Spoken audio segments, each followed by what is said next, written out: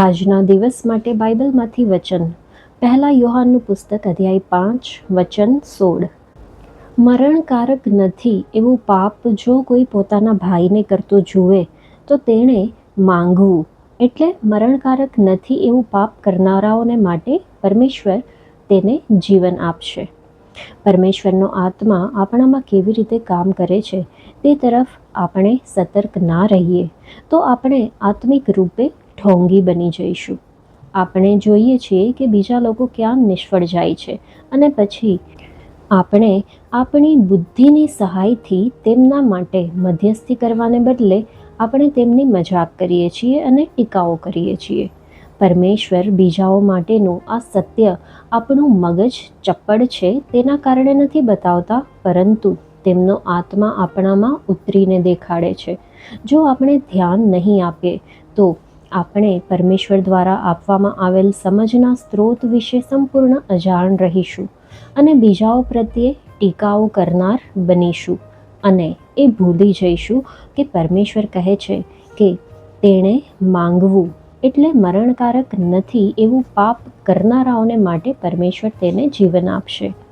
સાવધાન રહો કે તમે પોતે પરમેશ્વરની આરાધના કરવા અગાઉ બીજાઓનો પરમેશ્વર સાથે સંબંધ યોગ્ય કરવામાં પોતાનો બધો સમય ખર્ચીને ઢોંગી ના બની જાઓ. પરમેશ્વરના પવિત્ર લોક હોવાને કારણે સૌથી જટિલ અને ભ્રમણાયુક્ત બોજ જે પરમેશ્વર આપણા ઉપર મૂકે છે તેમાંથી એક તો બીજાઓ માટેની પરખનો બોજ. તે આપણને પારખની યોગ્યતા આપે છે જેથી આપણે તેની આગળ તે આત્માઓ માટે જવાબદારી સ્વીકારી લઈએ અને તેમના વિશે ખ્રિસ્તનું મન ધારણ કરીએ. ફિલિપીના પત્રમાં 2 અધ્યાયમાં વચન 5 જુઓ. પરમેશ્વરે જે કહ્યું છે કે આપણા માંગવાથી તે આપણને આપશે તે મુજબ આપણે મધ્યસ્થી કરવી જોઈએ. અર્થાત મરણકારક નથી એવું પાપ કરનારાઓને માટે પરમેશ્વર તેને જીવન આપશે.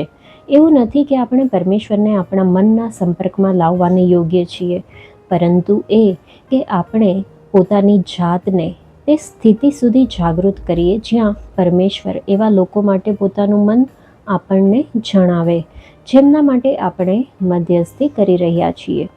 શું ઈસુ ખ્રિસ્ત પોતાના મનની પીડા આપણામાં જોઈ શકે છે? તેઓ આ વેદનાને ત્યાં સુધી નથી જોઈ શકતા જ્યાં સુધી આપણે તેની સાથે એટલી ઘનિષ્ઠતામાં એક નથી થઈ જતા કે જે લોકો માટે આપણે પ્રાર્થના કરીએ છીએ તેમના સંબંધી આપણો દ્રષ્ટિકોણ એ જ હોય જે ઈસુનો છે. પ્રભુ, એવું કરો કે આપણે સંપૂર્ણ મનથી એવી મધ્યસ્થી કરવાનું શીખી લઈએ જેથી મધ્યસ્થી કરનારાઓના રૂપમાં ઈસુ ખ્રિસ્ત આપણાથી સંપૂર્ણ રીતે સંતોષ પામે.